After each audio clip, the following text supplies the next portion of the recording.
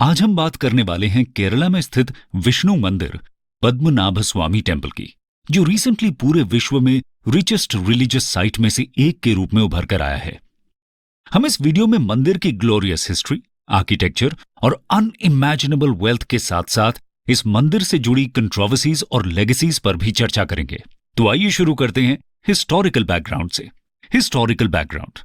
वैसे तो आज का भव्य Padmanabha Swamy temple 18th century AD में ट्रैवनकोर प्रदेश के महाराजा मार्तंड वर्मा ने रेनोवेट करके बनवाया था, परंतु इस टेम्पल की हिस्ट्री बहुत पुरानी है।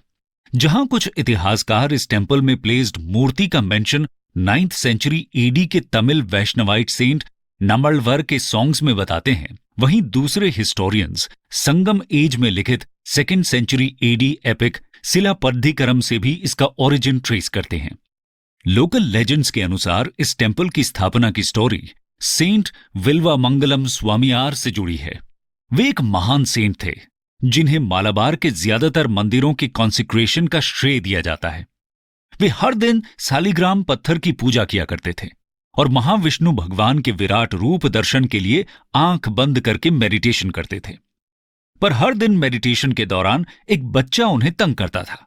एक दिन गुस्से में आकर उन्होंने उस बच्चे को पकड़ लिया, लेकिन आंख खोलने से पहले ही उस बच्चे ने उन्हें बताया कि वो महाविष्णु हैं और यदि उन्हें उनका विराट रूप देखना है तो अनंत काड़ू जंगल की ओर आ जाएं। उन्होंने इससे पहले इस जंगल का नाम कभी नहीं सुना था, इसीलिए वे उस बच्चे की ज्वेलरी की आवाज की दिशा में जाने लगते हैं। रास्ते में उन्हें एक रोता हुआ शिशु दिखाई देता है, जिसकी मां उसे चुप कराने के लिए अनंत काड़ू जंगल में छोड़ आने की धमकी दे रही होती है। स्वामियार ऋषि उस महिला से अनंत काड़ू का पता पूछ लेते हैं और बहुत मेहनत करने के बाद वे एक महुआ के पेड़ के पास पहुंच जाते हैं। वहां पहुंचकर उनके आश्चर्य का ठिकाना नहीं रहता। उनके सामने वो महुआ का पेड़ अचानक से जमीन पर गिर जाता है और उन्हें भगवान विष्णु नागों के राजा आदिशेष नाग या अनंत नाग पर लेटे हुए दिखाई देते हैं। ये रूप इतना विशाल होता है कि इसका एक छोर तिरुवल्लम तो दूसरा छोर तिरुअप्पपुर तक पहुंच जाता है। स्वामियार ऋषि इस विराट रूप के दर्शन के बाद भगवान महाविष्णु से छोटे होने की प्रार्थना करते हैं ताकि वे उनकी पूजा और प्रदक्षिणा कर सकें। फाइनली भगवान उनकी सुन लेते हैं। जब इस दर्शन की खबर उस समय के ट्रैवनकोर महाराजा तक पहुंचती है तो वे वहां पर एक मंदिर बनाने का आदेश दे देते हैं और ऐसा माना जाता है कि आज के पद्मनाभ स्वामी भगवान की मूर्ति का अंदरूनी हिस्सा उसी गिरने वाले महुआ के पेड़ से बनाया गया था। आगे चलकर महाराजा मार्तंड वर्मा इसी मंदिर को रेनोवेट करवाते हैं। हिस्टोरिकल बैकग्राउंड के बाद आइए अब हम इस मंदिर की जियोग्राफिकल लोकेशन देख लेते हैं। Geographical location. Padmanabha Swamy temple God's own country यानी केरला की राजधानी तिरुवनंतपुरम में स्थित है। ये मंदिर वहां के कमर्शियल हब ईस्ट फोर्ट के सेंटर में सिचुएटेड है। यहां से अरेबियन सी भी बहुत पास है, जहां हर साल 2 बार लॉर्ड पद्मनाभ स्वामी की प्रतिमा को रिचुअल बाथ कराया जाता है। सीनिक लोकेशन होने के साथ साथ इस टेम्पल का आर्किटेक्चर भी बहुत लुभावना है। चलिए देखते हैं। Temple architecture. Padmanabha Swamy temple उन कुछ मलयाली टेम्पल्स में से एक है जहां आपको तमिल द्रविडियन आर्किटेक्चर और लोकल चेरा यानी केरला स्टाइल आर्किटेक्चर का यूनिक सिंथेसिस देखने को मिलता है। टेम्पल के सैंक्टम सैंक्टोरम में प्लेस्ड विष्णु भगवान की मूर्ति भी बाकी जगहों से अलग है। यहां का मेन श्राइन इस तरह से बनाया गया है कि इसमें आपको लॉर्ड ब्रह्मा, लॉर्ड विष्णु और लॉर्ड शिवा तीनों की झलक मिल जाएगी। मंदिर के अंदर विष्णु भगवान आदिशेष नाग यानी अनंत नाग पर लेटे हुए इटर्नल यौगिक स्लीप में दिखाई देते हैं। उनका राइट हैंड एक शिवलिंग को टच कर रहा है, वहीं उनकी नाभि से एक कमल यानी पद्म का फूल निकल रहा है जिस पर लॉर्ड ब्रह्मा बैठे हुए दिखाई देते हैं। इसी कारण इस श्राइन और टेम्पल का नाम पद्म नाभ स्वामी पड़ा है। आर्कियोलॉजिस्ट्स के अनुसार इस श्राइन का कोर वुड का बना हुआ है जिस पर ढेर सारे सालिग्राम पत्थर जड़े गए हैं। लेजेंड्स के अनुसार 18th सेंचुरी एडी में हुए रिकॉन्सिक्रेशन के समय महाराजा मार्तंड वर्मा ने नेपाल की गंडकी नदी से 12,008 सालिग्राम पत्थर मंगवाए थे। इस मंदिर को और भी आकर्षक इसके 3 दरवाजे बना देते हैं। पहले दरवाजे से शेषनाग, लॉर्ड विष्णु और शिवलिंग दिखाई देते हैं। दूसरे दरवाजे से लोटस फ्लावर पर बैठे लॉर्ड ब्रह्मा दिखाई देते हैं और तीसरे से लॉर्ड विष्णु के चरण दिखाई देते हैं। इसके अलावा मंदिर की एंट्रेंस पर बना एक विशाल गोल्डन गोपुरम इस मंदिर की बाहरी सुंदरता में 4 चांद लगा देता है। यहां गौर करने वाली बात है कि इस तरह का गोपुरम अक्सर केरला के दूसरे मेजर टेम्पल्स में नहीं दिखाई देता है। ये तो रही टेम्पल के आर्किटेक्चर की बात। आइए अब बात करते हैं इस टेम्पल के ह्यूज वेल्थ की। Richest religious site of the world Padmanabha Swamy temple अपने वॉल्ट्स में पाए गए इमेंस वेल्थ के कारण रिसेंटली बहुत चर्चा में रहा।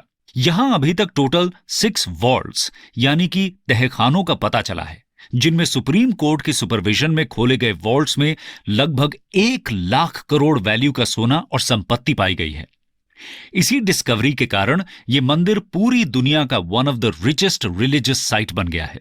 यहां ध्यान रखने वाली बात यह है कि अथॉरिटीज द्वारा एस्टिमेटेड वैल्यू में इस वेल्थ का कल्चरल, हिस्टोरिक और एंटीक वैल्यू नहीं ऐड किया गया है। उदाहरण के लिए गुप्ता एरा गोल्ड कॉइन की प्रेजेंट वैल्यू उसमें यूज हुए गोल्ड की वैल्यू से कहीं अधिक होगी। सिमिलर लाइंस पर यदि पद्मनाभ स्वामी टेम्पल के वेल्थ का एस्टिमेशन किया जाए तो शायद इसकी वैल्यू 1 लाख करोड़ से बहुत ज्यादा होगी। इस रिचनेस के अलावा पद्मनाभ स्वामी टेम्पल कई कंट्रोवर्सीज का भी केंद्र रहा है। आइए देखते हैं controversies surrounding Padmanabha Swamy temple. Travancore साम्राज्य में मैट्रिलिनियल सक्सेशन की प्रथा सालों से चली आ रही है।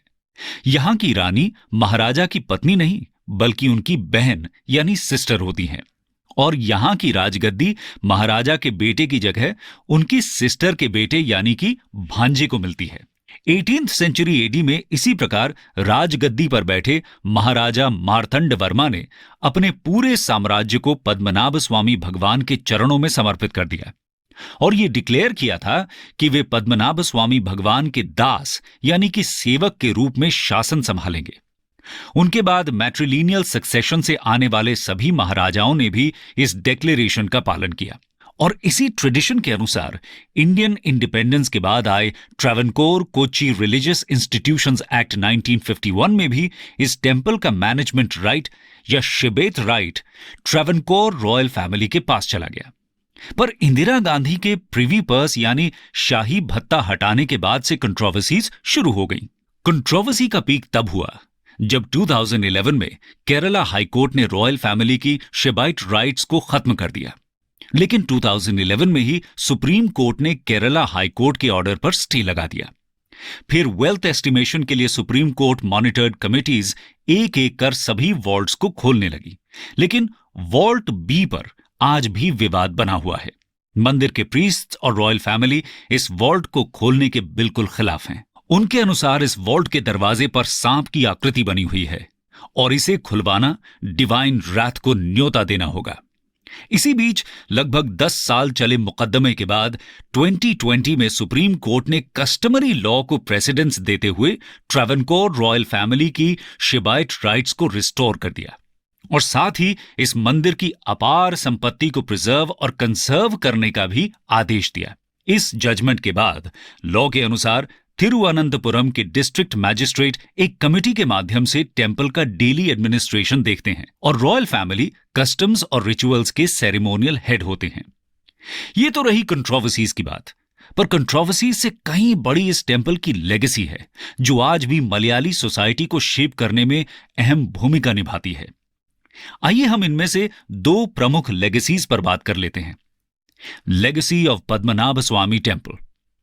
पद्मनाभ स्वामी टेम्पल का इतिहास पूरे केरला और खासकर तिरुवनंतपुरम के इतिहास से जुड़ा हुआ है। इस मंदिर के कारण ही त्रिवेंद्रम का नाम बदलकर सिटी ऑफ लॉर्ड अनंता यानी कि तिरुअनंतपुरम रखा गया था। वहीं दूसरी लेगेसी इस टेम्पल से जुड़े हाफ ईयरली अरट्टू फेस्टिवल से लिंक्ड है। मलयालम शब्द अरट्टू का अर्थ रिचुअल बाथ होता है, जहां पैंकुनी अरट्टू फेस्टिवल मार्च से अप्रैल में मनाया जाता है। वहीं अल्पाशी अरट्टू फेस्टिवल अक्टूबर से नवंबर में मनाया जाता है।